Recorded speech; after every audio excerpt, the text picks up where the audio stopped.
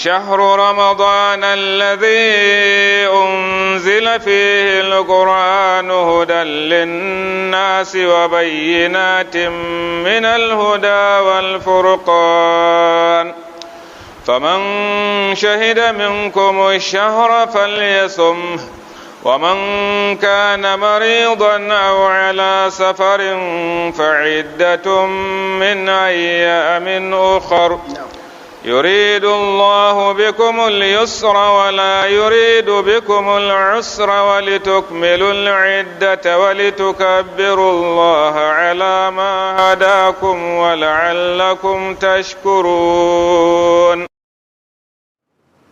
أعوذ بالله السميع العليم من الشيطان الرجيم. بسم الله الرحمن الرحيم.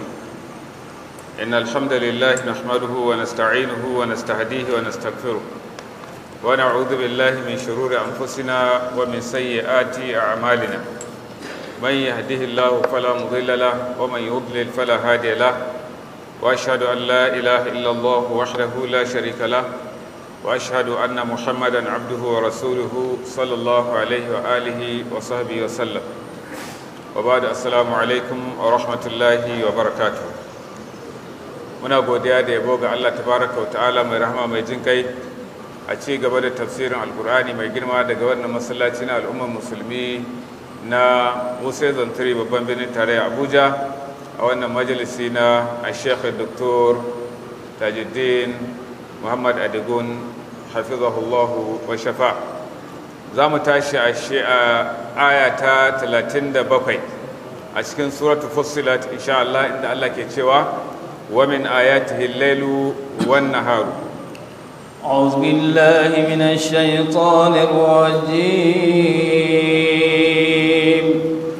ومن آياته الليل والنهار والشمس والقمر لا تسجدوا للشمس ولا للقمر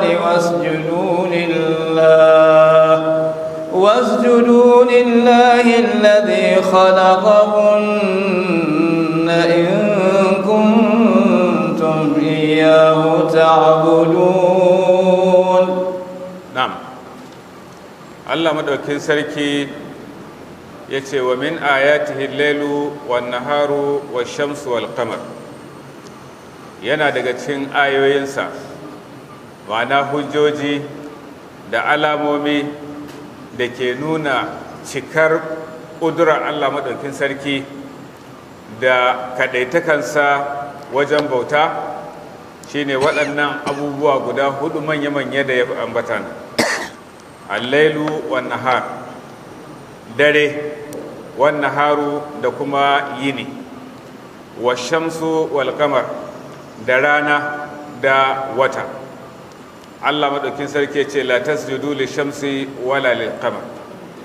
Ku bayi kar ku yi bauta, ma'ana kar ku yi sujada ga rana ko kuma ga wata.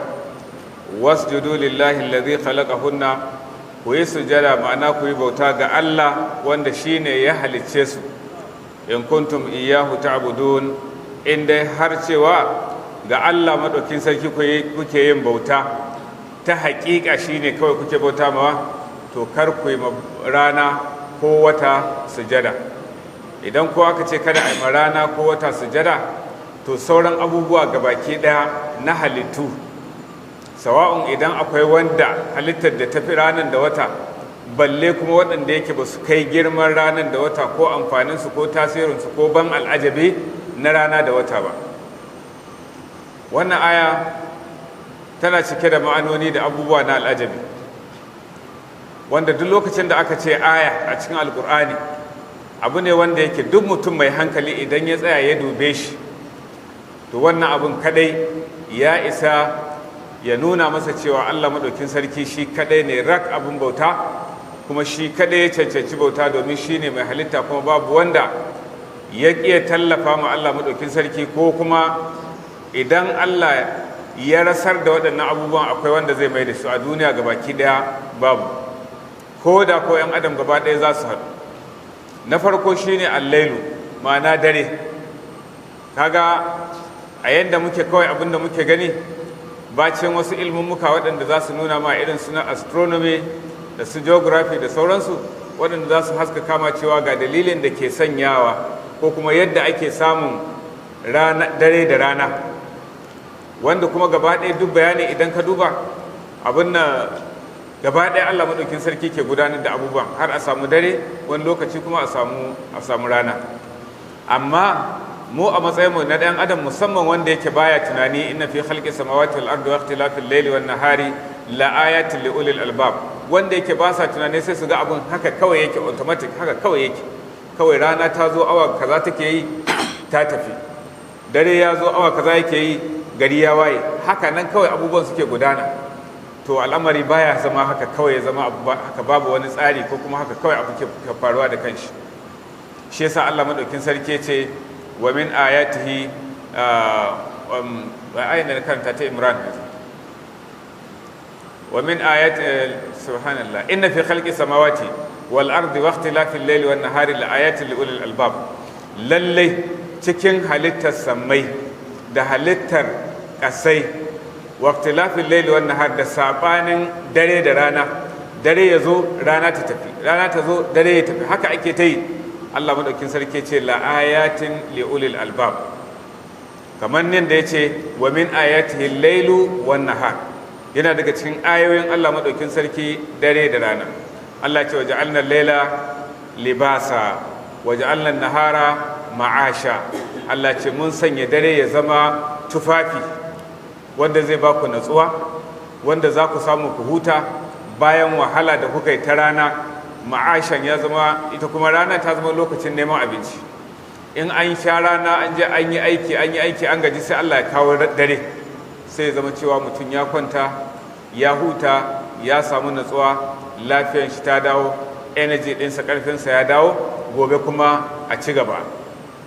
Wannan abu gagarumin aya ne, kuma abin da ke nuna ma cewa aya ne shine Allah maɗaukin sarki da ya ce qul ara'aytum in ja'ala Allahu alaykumun nahara sarmadan ila yawmil qiyamati man ilahun ghayrullah ya'tikum bilailin taskununa fi.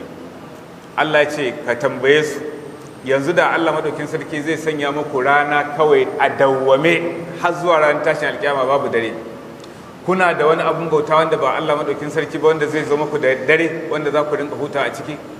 Sannan ya ce idan Allah ya sanya muku dare a dawwame babu yini kwata-kwata, kuna da wani abun bauta wanda yake zai zo muku da yini wanda za ku nemi abinci a cikinsa? Babu. Ashe yadda Allah ya tsara abubuwan nan tsari ne yadda Allah yana son mu kuma domin mu rayu. Inda daren ne ga baki ɗaya, ina za ka je gona, ina za ka yi noma har a samu abinci, ina za ka samu abubuwa da yawa na nau'in kasuwanci. Kaga rayuwar bawa sai ta zo ta zama da wahala. Kuma idan babu ranan, ina za a yi samu a yi noman kuma ya zama cewa abin ya bushe har ya tsiro, ya yi kaza an samu abinci. Saboda haka amfanin waɗannan halittun idan mutum ya duba, amfani ne wanda yake baya da iyaka. Allah tabaraka wa ta'ala ya sanya su domin amfaninmu, domin mu gane kaɗaitakar Allah maɗaukin sarki da kuma sassaɓawan dare ɗin da rana. Baka san ina ne daren ke tafiya ba idan rana ta zo, idan daren ya zo ina ne ranar take tafiya. Duk waɗannan abubuwa ne iko ne na Allah tabaraka wa ta'ala. Sannan wa shamsu wal qamar, da rana da wata, waɗannan halittu rana da wata wasu halittu ne su ma manya-manyan halittu masu muhimmanci ga rayuwar ɗan adam. Idan da za a rasa su, rayuwar ɗan adam za ta shiga cikin wannan cikin bala'i. Manya-manyan halittu ne, katafarun halittu waɗanda yake masu ban al'ajabi. Shi yasa idan wace abin nan masana suke cewa, wato nisan da ke tsakanin duniya nan inda muke da rana ya kai kilomita 384 ko ba haka ba? 384 kilomitas da ke tsakaninmu da rana. Miles kuwa shine 2,238 855 tsakaninmu da rana, amma kuka muke cewa zafin rana ya yi yawa. To ranar alkiyama kuma kusanto da ita za ta yi daidai kawunan mutane, kwakwalwar mutane ta dunga zabalbala tana tafasa saboda bala'i. Sannan kuma abinda bature ke ce ma diameter, idan ka ja dogon layi misali daga wannan bangon zuwa wancan bangon, in kana so ka ɗauki faɗin abin nan ɗin rana miles 2,159, ma'ana kilomita 3,475 faɗinta. Kaga da in za ka kama hanya daga Lagos zuwa Katsina bai kai faɗin rana gaci zuwa gaci ba. To ka kaddara irin girman wannan halitta. Amma haka Allah maɗaukin sarki haka ya halicce su. To duk da wannan girma nasu da tasirin da suke da shi a rayuwarmu, Allah ce la tasjudu lishamsi wala lil qamar, kar ku yi sujada, ma'ana kar ku yi bauta ga rana ko kuma wata, saboda kila tunanin wasu halittu ne masu tasiri, masu menene. To wanda ya halicce su fa, ba za ka duba tasiri da kuma iko da iyawar wanda ya halicce waɗannan halittun ba. Kaga duk yadda suka kai da ban al'ajabi, wanda ya halicce su ya fi kasancewa mai cikakken iyawa da iko. Saboda haka wannan sai ya ja hankalinka da tunaninka, ya sa ka bauta ma Allah tabaraka wa ta'ala yadda ya dace. Wannan abin da na ambata ashe na abin nan ne na wata ne, na rana miles, mil ba kilomita ba, miliyan 93 ma'ana kilomita miliyan 150 shine tsakaninmu da rana. Kilomita miliyan 150 kilomitan da ke tsakaninmu da rana. In kuma ka ja layi daga bangon rana zuwa bangon rana, kilomita 1,400, miliyan 1,400 kilomita ɗin gacin rana zuwa rana. To ka duba ka kaddara irin girman irin waɗannan halittu. To ya girman kuma wanda ya halicce su? To ashe irin wannan sai ya ja hankalinka ka bauta ma Allah maɗaukin sarki, saboda wanda ya iya irin waɗannan manya-manyan halittu kuma nauyinsu bai sa sun rikito a duniya sun halakar da mu ba, kuma suna taimana aiki, suna ba mu haske, suna ba mu abubuwa da yawa na fa'ida rayuwa. To ya kamata a ce mutum ya yi la'akari da wannan, ya bauta ma Allah tabaraka wa ta'ala. Shi ya sanya aka samu lokacin da ɗan ma'aikin Allah sallallahu alaihi wasallam ya rasu, to sai aka yi daidai lokacin husufi, rana ta samu husufi. Sai mutane suka dinga cewa ita ma rana ta san cewa lalle wani abu mai girma ya faru. Sai ma'aikin Allah sallallahu alaihi wasallam ya ce, ku sani fa cewa da rana da wata ayoyi ne guda biyu daga cikin ayoyin Allah maɗaukin sarki, ba sa yin kusufi saboda mutuwar wani ko kuma haihuwar wani. Saboda haka idan kun ga sun shiga cikin wannan halin, to ku yi sallah, ku roƙi Allah maɗaukin sarki ya yaye muku. Ashe kenan waɗannan halittu su ma umarni suke bi na Ubangiji tabaraka wa ta'ala. In za su fito sai da umarnin Allah, lokacin da za su faɗi sai da umarnin Allah, in za su sake fitowa sai da umarnin Ubangiji tabaraka wa ta'ala. To tunda su ma ga Allah suke yin bauta, to kar a samu wani ya ce kai tasirin waɗannan halittu ya cancanta a bauta masu, ba su cancanta ba. Wasjudu lillahi alladhi khalaqahunna, ku yi sujada, ku yi bauta ga Allah madaukin sarki wanda ya halicce su, in kuntum iyyahu ta'budun, in dai har bisa hakika shine kuke bauta mawa, to ya zama cewa sujadan ku da bautan ku gaba daya ta takaita ga Allah madaukin sarki. Na'am. ومن آياته الليل والنهار والشمس والقمر لا تسجدوا للشمس ولا للقمر واسجدوا لله الذي خلقهن إن كنتم إياه تعبدون. In this verse, Allah the Most High says, وَمِنْ آيَاتِهِ اللَّيْلُ وَالنَّهَارُ. Some of his signs are al-layl, the night, wal-nahar, and the day, wal-shams, and the sun, wal-qamar, and the moon. Allah mentioned only 4 among his signs. They are uncountable. Things that will lead you to understand that Allah is the only one worthy of being worshipped is what is known as ayah. Things that will enable you, if you use your common senses, to know that Allah is the only one worthy of being worshipped. There are so many you cannot count them, because it is said that وَفِي كُلِّ شَيْءٍ لَهُ آيَةٌ تَدُلُّ عَلَىٰ أَنَّهُ وَاحِدٌ. Everything you can observe, there is an ayah, there is sign that will lead you to understand that Allah is the only one worthy of being worshipped. Then now Allah the Most High take example of some 4 conspicuous ayat out of his creatures. He says, al-layl, the night. Everybody knows layl.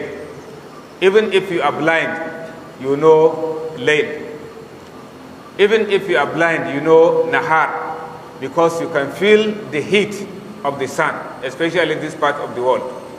And even if you are blind, you can understand that it is night, because by the time you hear no sound, cars, and no movement, and so on, even if nobody tells you, you know that it is night. So these creatures and the alternation, when the sun comes, when the day comes, the night goes. When the night comes, the day goes. This alternation, there is indeed clear sign in the oneness of Allah. That's why Allah says, إِنَّ فِي خَلْقِ السَّمَاوَاتِ وَالْأَرْضِ وَاخْتِلَافِ اللَّيْلِ وَالنَّهَارِ لَآيَاتٍ لِأُولِي الْأَلْبَابِ الَّذِينَ يَذْكُرُونَ اللَّهَ قِيَامًا وَقُعُودًا.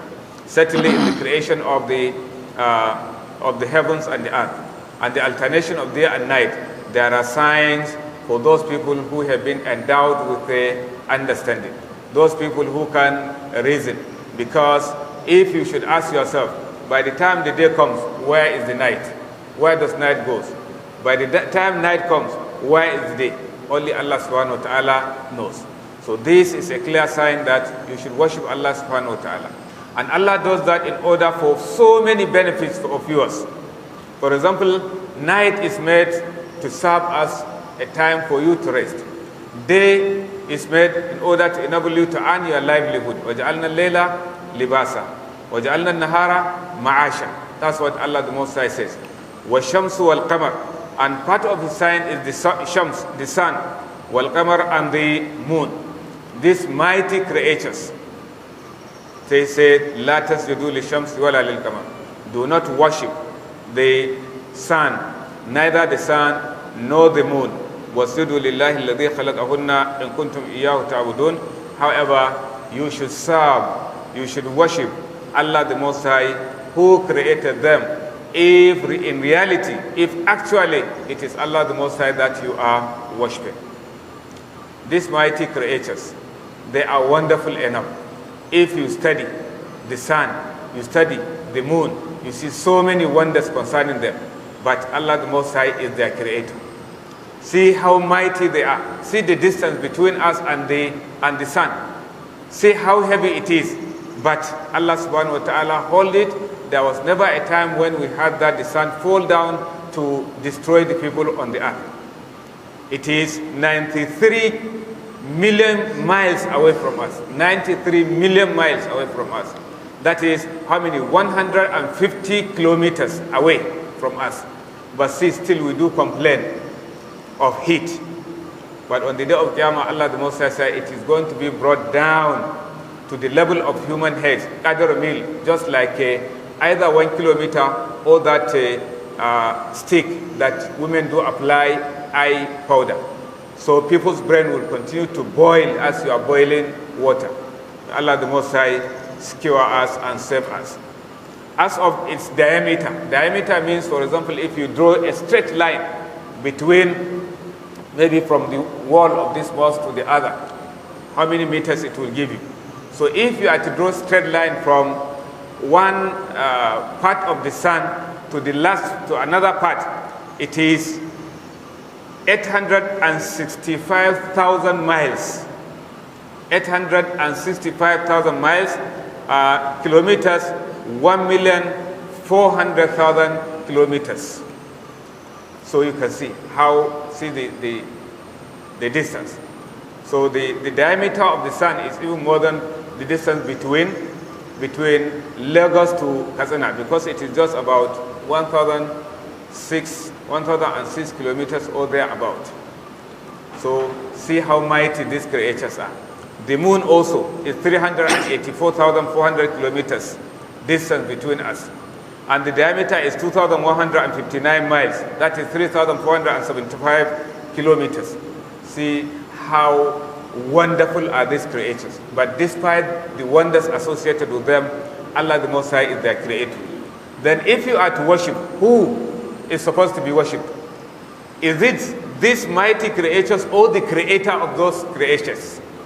Certainly Allah the Most High who creates them, because He is the one who is wonderful. His wonders can never end, and part of that wonders is the creation of the heavens and the earth. So this is enough to make you to understand that yes, only Allah is worthy of being worshipped. So they are ayat. On the day the son of the Prophet ﷺ died, it coincided with the eclipse of the sun. So the companion eclipse. Then the Prophet ﷺ said that إن الشمس والقمر آية من آيات الرحمن لا ينكسفان لموت أحد ولا لحياته. The sun and the moon are two signs of Allah subhanahu wa ta'ala. They do not go in eclipse as a result of the death or so person was born. No, it is just Allah's own making. Therefore, if you see them, if you see eclipse of the sun or the moon, you should engage in what? Asking Allah's forgiveness. You should engage in salat until Allah the Most High solve that problem for you. May Allah make us to understand and also benefit from what the Quran is teaching us. Now, فإن استكبروا فالذين عند ربك يسبحون له بالليل والنهار وهم لا يسأمون. نعم. فإن استكبروا Allah tabaraka wa ta'ala ce amma idan kafirai suka yi girman kai, duk da wannan jawo hankalin da magana da kai a matsayinka na mai hankali ta yadda yake za ka gane, amma duk da haka nan dai suka ƙi ganewa, suka ƙi bauta ma Allah ɗin kamar yadda Allah ya ce a bauta mashi, suka koma suna bauta ma wasu halittu daban, to Allah ce to sani cewa fallazina inda rabbika yusabbihuna lahu bil-laili wan-nahar, su sani cewa waɗannan bayin waɗanda suke wajen ubangijinka tabaraka wa ta'ala, ma'ana su ne mala'iku, to mutane da suka kafirce suka ƙi bauta ma Allah sani cewa to Allah maɗaukin sarki ya sanya waɗannan bayin suna yi masa sujada dare da rana, wahum la yas'amun, alhali cewa ba sa gajiya, ba sa nuna ƙosawa. Saboda haka idan ɗan adam ya yi ma Allah bauta, to amfanin kansa.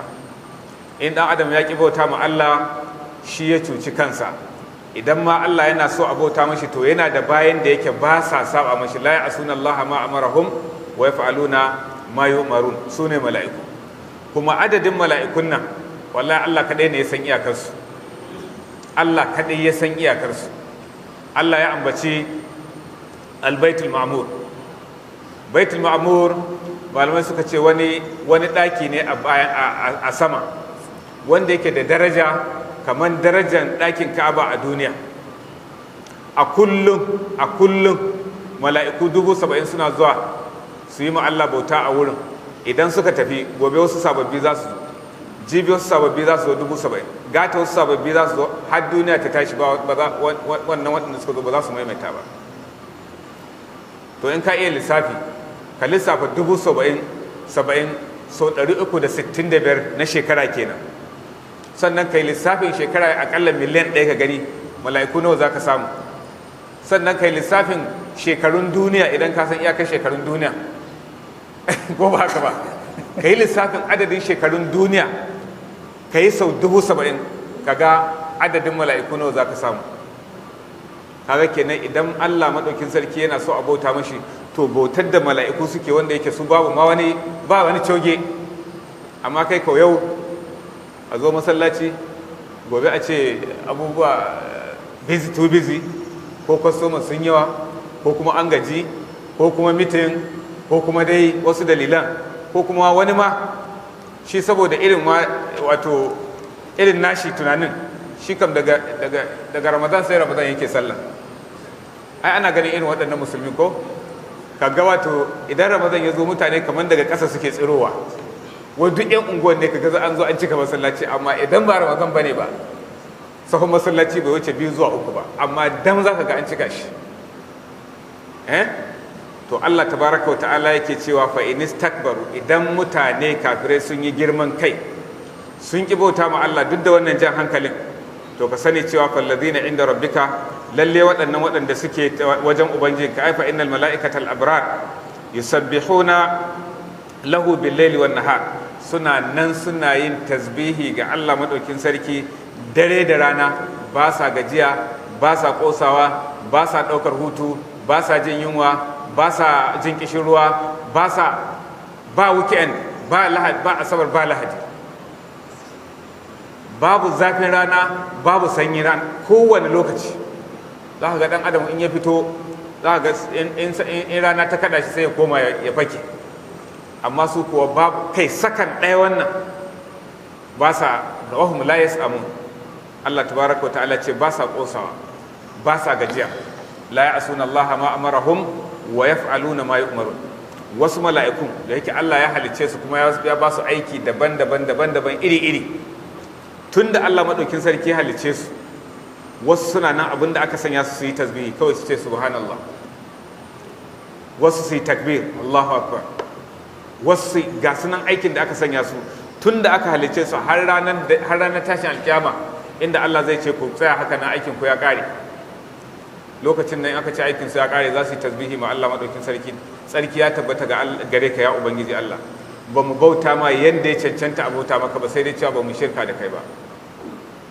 Amma dan tangal dan adam, dan tsilla yau aikin kwarai, gobe ana wani dabdala, yau ana abin kirki, jibi ana wani barna, yau ana kaza, gashi nan haka dai ake ta wannan tsilla don haka dan adam yake yi kansa. In ya bauta ma Allah madaukin sarki, wallahi yayi domin amfanin kansa. In yayi barna, ya cutar da kansa. Akwai hadisi daga cikin wani hadisi mai tsawo cikin hadisai 40 na An-Nawawi, inda Allah madaukin sarki ya ce, hadithul qudus ne, law anna awwalakum wa akhirakum wa jinnakum wa insakum kanu ala afjari qalbi rajulin wahidin minkum ma naqasa zalika min mulki shay'a. Allah tabaraka wa ta'ala ce da ku mutane, da tun daga na farkon ku, tun daga wanda aka fara halitta Adam alayhi salatu wasalam har zuwa na ƙarshen duniya, da mutanenku da aljanunku kuka zauna kuka tsaya kuka zama cewa gabaki ɗaya kowa ya bijire ma bautan Allah madaukin sarki, kowa ya zama fajiri, ya ki bauta ma Allah madaukin sarki, ya kafirce, Allah madaukin sarki ce wannan ba zai tawaye komai daga cikin mulki na ba. Ashe mulkin Allah wani irin mulki ne na musamman na daban. Amma yau komin ƙarfin shugaba, wallahi tallahi bai so ji cewa ana bore, saboda wannan borin zai iya sanya a kwabe shi daga mulkinsa. Yana so ya ji cewa ko ina dai ana ta bi, shi yasa a tattaushe nan, a taushe nan wurin, a taushe waɗannan da ƙarfi, a taushe waɗannan da kuɗi, a taushe waɗannan da muƙami, a taushe waɗannan da kaza da kaza, haka dai ake ta yi dai, ana ta face dai, ana ta ja. Ƙasar na ja, shi ma yana ja, ƙasa na ja, shi ma yana ja. Amma mulkin Allah tabaraka wa ta'ala, in kayi bauta, wallahi kayi makanka, in ka ƙi bauta kayi makanka. Sannan Allah tabaraka wa ta'ala ya ce, law anna awwalakum wa akhirakum wa jinnakum wa insakum kanu ala atqa qalbi rajulin wahidin minkum ma zada zalika min mulki shay'a. Da kowa da aljanu da mutane, na farko da na ƙarshe, kowa ya zama cewa mun zama zukatanmu ya zama kamar zuciyar wanda ya fi kowa tsoron Allah, gabaki ɗaya mu ba wanda ke sawa ma Allah. Allah tabaraka wa ta'ala ce wannan bai ƙara komai cikin mulki na. Ashe bautar Allah amfaninta gawa yake dawowa gare mu da muka ce za mu bauta mu Allah. Sannan bala'in kafirce ma Allah maɗaukin sarki gawa yake dawowa ga wanda ya kafirce ma Allah, baya kai ga Allah maɗaukin sarki. balle har Allah ya zo ya taro ku cewa kai don Allah ku bauta mu ku yi hakuri ku kaza kaza.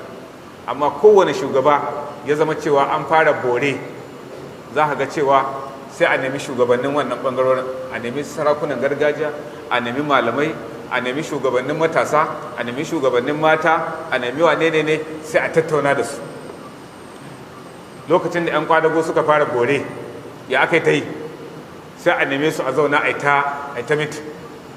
Can shekarun Buhari, lokacin da 'yan university suna ta bore, nan ma haka ake ta mitin. Amma da duniya gaba ɗaya kowa zai bore, wallahi tallahi ba ruwan Allah da kowa. Ka je ka yi abin da kake so ka yi. Amma ba a samu wani shugaba ba, kuma ba za a samu wani shugaba wanda iyawansa da girman mulkinsa zai ce in kun ga dama duk wanda ya ga dama ya je ya yi bore. Wallahi bai isa ba.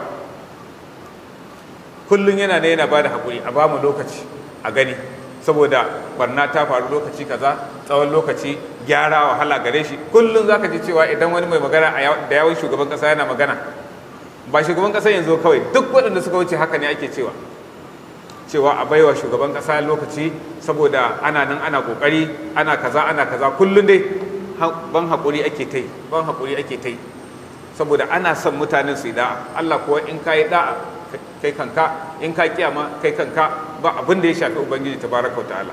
Shi yasa Allah ya ce fa in istakbaru, idan sun yi girman kai, fallazina inda rabbika yusabbihuna lahu bil layli, sani cewa mala'iku waɗanda suke wajen ubangijinka tabaraka wa ta'ala suna nan suna bauta ma Allah ta'ala ta hanyar tasbihi, tsarkake sunan Allah madaukin sarki, bil layli wan nahari, dare da rana. Ba sa gajiya, ba sa zuwa hutu, ba sa cin abinci, ba sa kewayawa, ba sa ko gengedi. Kawai abin da suke kenan, wahum la yasamun. Allah ce ba sa kosawa, ba sa gajiya. Haka Allah madaukin sarki ya halice su. Na'am. فإن استكبروا فالذين عند ربك يسبحون له بالليل والنهار وهم لا يسأمون. Now, if they are arrogant, Allah invited us and addressed our common sense by drawing our attention to consider the wisdom behind creation of some 4 wonderful creatures: the night, the day, the sun, the moon. This will lead us to believing in Allah subhanahu wa ta'ala and worshiping Him. But despite that, if people did not use their common sense to discover Allah subhanahu wa ta'ala through wonders of His creatures, they continue in disbelief. That is فَإِنِ اسْتَكْبَرُوا. If they are arrogant, they refuse to worship Allah subhanahu wa ta'ala, so let them know that وَالَّذِينَ عِنْدَ رَبِّكَ, those servants who are with Allah subhanahu wa ta'ala, meaning the angels, يُسَبِّحُونَ لَهُ بِاللَّيْلِ, they do glorify the name of Allah subhanahu wa ta'ala in the night, وَالنَّهَارِ, and in the daytime, every time, 24 hours. وَهُمْ لَا يَسْأَمُونَ, and they do not get bored. It's not boring. It's not boring to them. They don't get tired. So that's how Allah the Most High created angels. And the number of angels, it is only Allah who knows the population of angels. So don't say that if human beings, all of us disbelieve in Allah subhanahu wa ta'ala, that will reduce anything from Allah's kingdom. Nothing at all. Because even if Allah the Most High wants His slaves to serve Him, angels are there. No one knows their number. They are there serving Allah subhanahu wa ta'ala. And unlike us, even those of us who accept to serve Allah the Most High, see our problem. Today you are obedient, tomorrow you commit sin, next tomorrow you go to a place where Allah has forbidden, tomorrow, next time you come to the mosque. So that's how our worship is. But angels, they are just straightforward. No disobedience at all. وَأَنفُسَكُمْ وَأَهْلِيكُمْ نَارٍ وَقُودُهَا النَّاسُ وَالْحِجَارَةُ عَلَيْهَا مَلَائِكَةٌ غِلَاظٌ شِدَادٌ لَا يَعْصُونَ اللَّهَ مَا أَمَرَهُمْ وَيَفْعَلُونَ مَا يُؤْمَرُونَ. This is how angels are. And their number is only known by Allah subhanahu wa ta'ala. As it is explained concerning Bayt al-Ma'mur. Bayt al-Ma'mur is a sacred house. Just as Kaaba is sacred on the earth, so also in the heaven there is Bayt al-Ma'mur. It's a sacred house where angels do perform tawaf worship Allah subhanahu wa ta'ala on daily basis. 70,000 angels. If they finish today, tomorrow another new set of 70,000. Next tomorrow another new set of 70,000. Continuously every day. They will never come back forever. 70,000 times 1 month times 30 days. How much? If you find that of 1 month times 12 to find 1 year. If you find 1 year, times it by the number of years for the existence of this world, if you know, then you'll be able to know the estimation of the number of only those angels who circumambulate Baitul Ma'mur. Apart from them, there are so many angels assigned to perform various acts of worship, which they are there performing it without getting tired. Some of them are only appointed to be saying Subhanallah, Subhanallah. Some of them are Hamalatul Arsh. Some of them are appointed to be saying La ilaha illallah and something of this nature. And that's their food, that's their drink, that's their sleep. That they don't sleep, they don't get tired, they don't go for weekend, they don't look for any casual leave or holiday or anything of that nature. So if Allah the Most High wants His servant to worship Him, He will prefer that of angels, because no any form of disobedience, no argument with them. But human being, you see him today obedient, tomorrow another thing is. While other categories completely say that they disbelieve in Allah the Most High. So these are servants who worship Allah the Most High without getting tired. So this is telling us that if you worship Allah as human being, you are doing it for your own good. If you disbelieve, you are doing it against yourself. That's why in a hadith, Allah subhanahu wa ta'ala says in hadith al-Qudusi, لو أن أولكم وآخركم وجنكم وإنسكم كانوا على أتقى قلب رجل واحد منكم ما زاد ذلك بملك شيء. If from the first of you, meaning human being, from the first man created, Adam alayhi salatu wasalam, to the last man to be created in this world, among human beings, and also among the jinns, if we decide to fear Allah, just like the most pious person among us, worshiping Allah subhanahu wa ta'ala, Allah said that will not increase anything in my kingdom.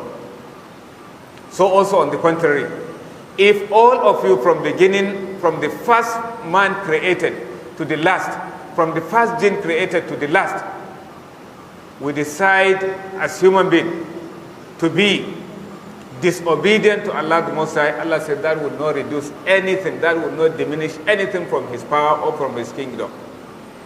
Tell me any leader, no matter how influential he is, who will say that I don't care, loyalty of my citizen, I don't care, if they lie, they revolt, if they do that, no, there is no that leader in this world, because he's always looking for people to be loyal, to be obedient. That's the only way he can govern the country or the state or the local government. So this will tell us that the mulk of Allah subhanahu wa ta'ala is quite different from that of human being, no matter how influential that person will be as a leader. So فَإِنِ اسْتَكْبَرُوا, if they are arrogant from worshiping Allah the Most High, despite this part that has been explained to them, to their understanding, فَالَّذِينَ عِنْدَ رَبِّكَ, certainly there are angels who have been created by Allah subhanahu wa ta'ala, who glorify Allah the Most High bil-layli wan-nahar, 24 hours in the day and in the night, وَهُمْ لَا يَسْأَمُونَ, and they do not get bored, they do not get tired of worshiping Allah the Most High. Now, ومن آياته أنك ترى الأرض خاشعة فإذا أنزلنا عليها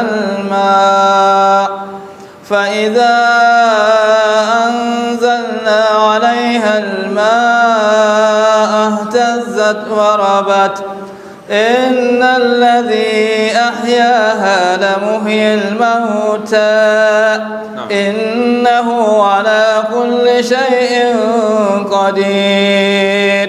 To har yanzu ‘yan uwa, Allah ta'ala ya sake jawo hankalinmu domin nuna mana wani abu wanda yake kowa da kowa mu ya san shi, kuma kowa yana ganin shi ƙuru-ƙuru, domin ya sake jan hankalinmu mu yadda mu natsu mu san cewa Allah shi kaɗai ne abin bauta, kuma shi ne ke kashewa kuma shi ke rayarwa. menene wannan abu? Allah ce wa min ayatihi annaka taral arda khashi'atan, yana daga cikin manya-manyan ayoyin Allah da ke nuna maka girman Ubangiji tabaraka wa ta'ala da kaɗaitakan shi da buwayansa ya kai ɗan adam. Kana ganin ga ƙasa nan wurin, taral arda khashi'a, kana ganin ƙasa ga ta nan ta ƙeƙashe, ta bushe, ta zama fako, babu komai a kanta, musamman yanzu ɗin na yadda muke kallo kamar tun da babu ruwan sama, za ka ga ko'ina fili ya riga ya bushe. To wannan aya ce ta Ubangiji tabaraka wa ta'ala, yadda take ɗin nan a bushe. Fa idza anzalna alaiha alma'a, idan muka saukar da ruwa a kanta, ihtazzat wa rabat, sai ta girgiza, ta kumbura, ta fitar da tsirai iri-iri masu ban sha'awa, ciyawa iri-iri da fulawoyi iri-iri, saboda Allah maɗaukin sarki shi ya rayar da ita. Lokacin da take ƙiƙashe ɗin da mai take ciki, a mace take, ma'ana ta riga ta mutu. Lokacin da ruwa ya sauko ta fitar da waɗannan abubuwan, ta zama ta rayu. To yadda Allah maɗaukin sarki ya rayar da wannan ƙasa, kana ganin ta a bushe, ta zo ta rayu saboda ruwa. To innal ladhi ahyaha, lalle wannan wanda ya rayar da ita bayan mutuwarta, la muhyil mauta, tabbas shine mai rayar da matattu. Kenan yanzu duk mutanen da suka rasu aka binne su, da mu da ke da rai wanda abin zai zo ma a binne mu, kaga gaba ɗaya an zo, gaba ɗaya an mutu. To yadda zai zama cewa gaba ɗaya an mutu babu kowa a bayan ƙasa, to yadda Allah ya saukar da ruwa ya rayar da ƙasa, matattu babu wata wahala. innal ladhi ahyaha la muhyil mauta, lalle wannan wanda ya rayar da ita shine wanda ke rayar da matattu. Innahu ala kulli shay'in qadir, kai banda haka ma ka sani, banda ma rayar da matattu, banda saukar da ruwa a rayar da ƙasa, to Allah madaukin sarki mai ikon aikata duk abin da ya so ne, ko menene ne, duk wahalar shi da kake gani, wa ma zalika ala Allahi bi aziz, ba abu ne mai buwaya ba ko mai faskarar Ubangiji tabaraka wa ta'ala. To kaga wannan abu ne wanda yake kowa yana gani yanzu, kowa duk wanda ba ma sai ka fita ba, ka san cewa yadda ake zafin nan da wane ne, ruwa ya dauke tun ciyawa tana tsanwa, har ta zo ta fara yaushi, har ta zo ta bushe, har ta zo ta kwanta ta bi ƙasa, har ta zama cewa iska ma ya kwashe ta, saboda haka nan sai ƙasar kawai fatau ga ta nan a matsayin fili fako. Amma yanzu ruwa na sauka sai kaga ko ina ya ɗauki kore shar. To mutuwa ce da rayarwa. To yadda kawai Allah maɗaukin sarki yi wannan, to zai kashe kowa kuma zai tayar da kowa a ranar tashin alkiyama ba tare da wata wahala ba. To yanzu tsakanin da Allah, wannan misali yana da wahalar ganewa? Kaga bai da wahalar ganewa. To kaga cikin sauki wanda Allah ya albarkaci zuciyarsa, nan da nan sai ya imani yadda cewa kai Allah tabaraka wa ta'ala shine ke rayarwa, shi ke kashewa. Tunda kawai shi ke rayarwa, shi ke kashewa, babu mai irin wannan sai shi,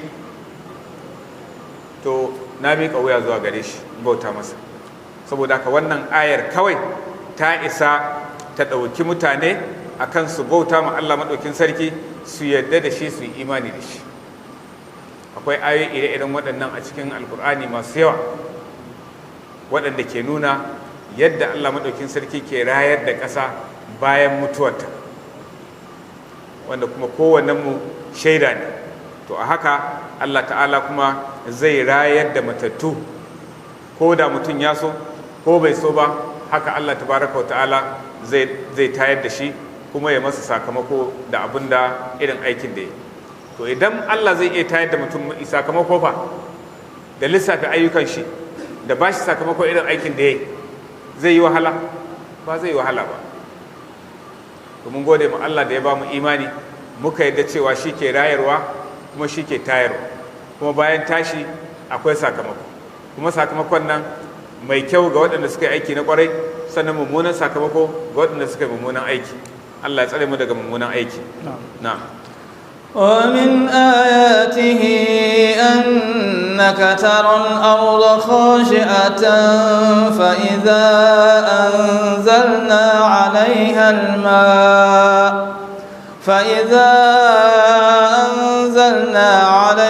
الماء اهتزت وربت إن الذي أحياها لمحيي الموتى إنه على كل شيء قدير.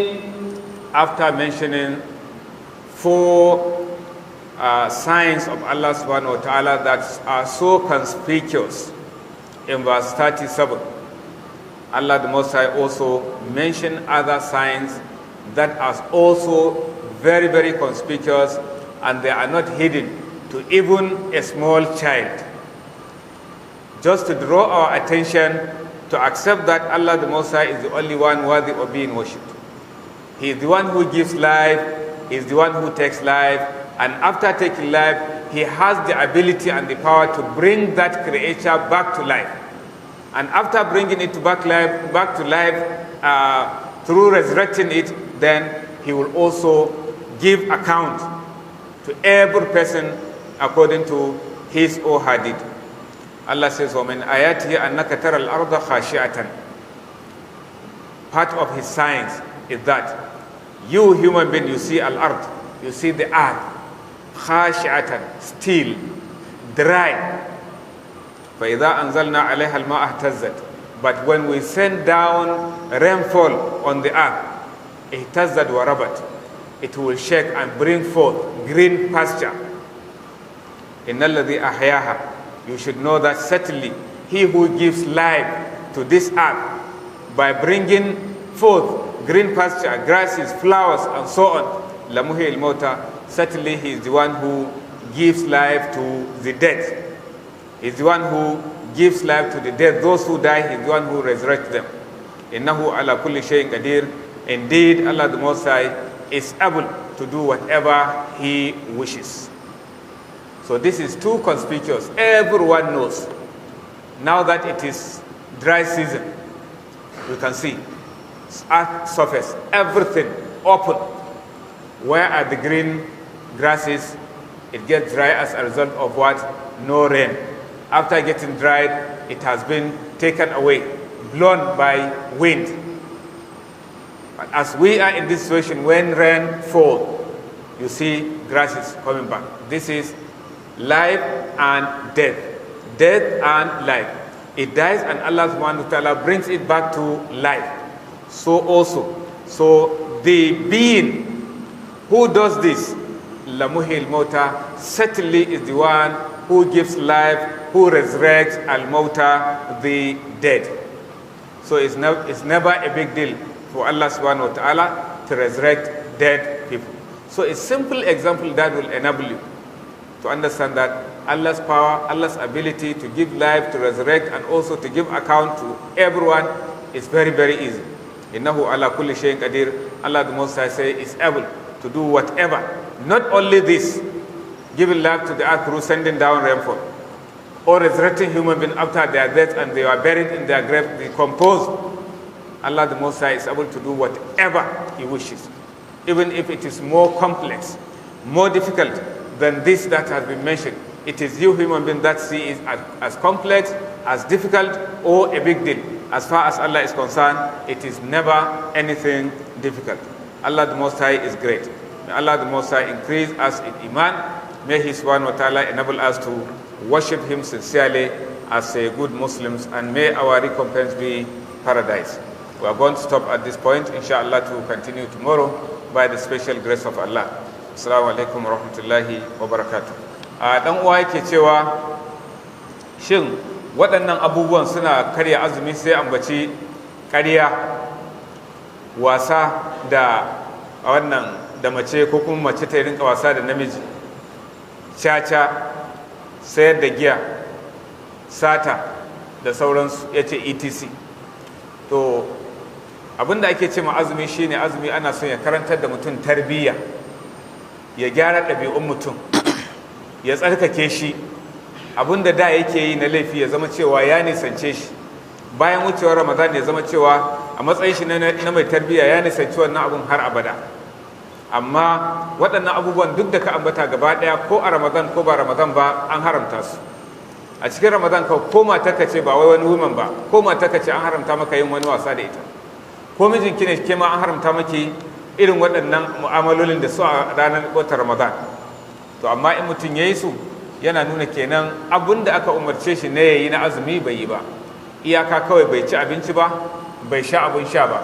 In ya yi azumi za a ce to ba sai ya rama ba, amma kuma ladar azumi baya da ita, ya wahalar da kanshi da yunwa da kishin ruwa. Saboda mai azumi ana son ya zama cewa gaba ɗayan gabansa ya tsare su, ya tarbiyyantar da su, ya sa su masu zama daga cikin masu yin azumi. Wallahu ta'ala a'lam. Can one hold the Holy Quran with the left hand while reciting it? So, one is expected to, there are adab of reciting the glorious Quran. You can hold the Quran with your two hands, though we do not know what happened with the left hand. But from the teaching of the Prophet ﷺ, the Prophet of Allah ﷺ preferred doing things with the right hand.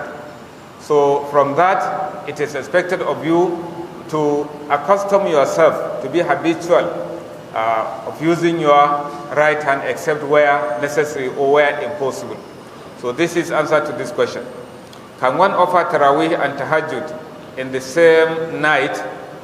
Of course, one can offer Taraweeh and also offer Tahajjud in the same night, except if you are among those people who have or who are of the view that only 11 rakats are going to be observed in a night, no more, no less. So if you subscribe to that view, then you can suspend Taraweeh and engage in Tahajjud in the last 10 days of Ramadan. Or you maintain your Taraweeh and refuse to do your Tahajjud in the last 10 nights of Ramadan. Anyone you choose, may Allah accept from us.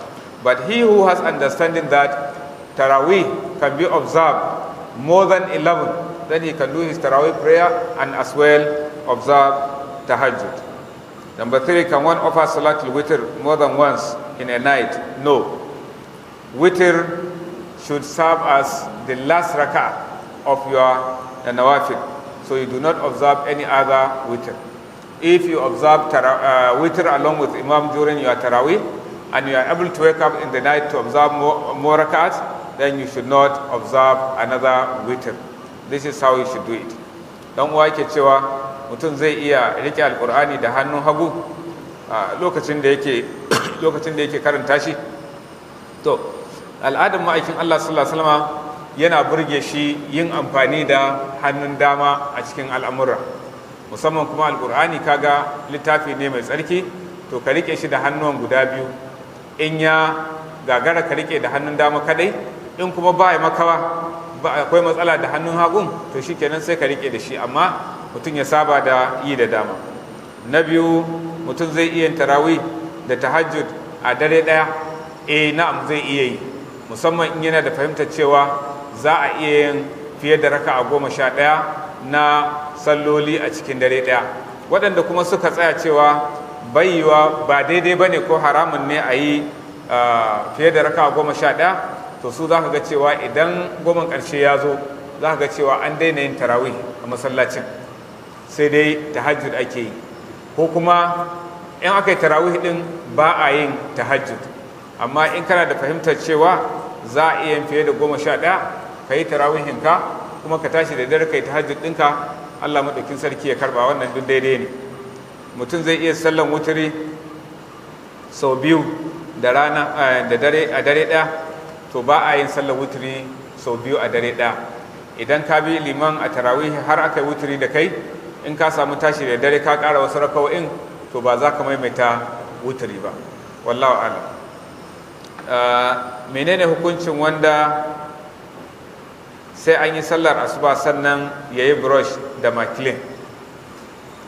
To ya fi kyau a ce dai mutum ya yi brush din nan kafin ko kuma daga ƙare sahur ɗinsa kafin alfijiri ya fito, wannan shine. Amma ko da rana ɗin bayan an yi abin nan ya yi sallar asuba ya yi makilin ya goge baki da brush, da yawa daga cikin malaman zamanin nan suna cewa babu laifi matukan zai kuskura bakinsa lafiya lau, babu wata damuwa akan haka. Amma idan ya kiyaye shine mafi dacewa, wallahu a'lam. Maraba da zuwa zuciyar ƙirƙire-ƙirƙire inda shauƙi ya daidaitu da haƙiƙa, kuma kowane mataki shaida ce ta inganci. A nawa hospital muna alfahari da samar da abincin da ya zarce wanda ake tsammani, daga mafi kyawun sinadarai da tabbatarwa zuwa ga mafi girman ma'aunin inganci. A duniyar abinci mai gina jiki ta ABUJA, iri ɗaya tak na ƙunshe da fa'idoji masu ban mamaki. Rice bran, shinkafa da aka samo daga saman hatsin shinkafa. Ga gidan abinci mai gina jiki mai cike da sinadarai masu muhimmanci ga garkuwar jiki, aiki, jajircewa da daidaituwar tsokar jikin dabba. Bugu da ƙari an inganta su don ƙara sinadarai, bitamin da ma'adanai. Nawa Hosfeed, ingantaccen kamfani don samar da abincin dawaki mai inganta lafiyar jiki. Nawa Hospital muna maraba da masu sayan ɗaiɗai ko sari, kayan muna nan a duk sassan Najeriya.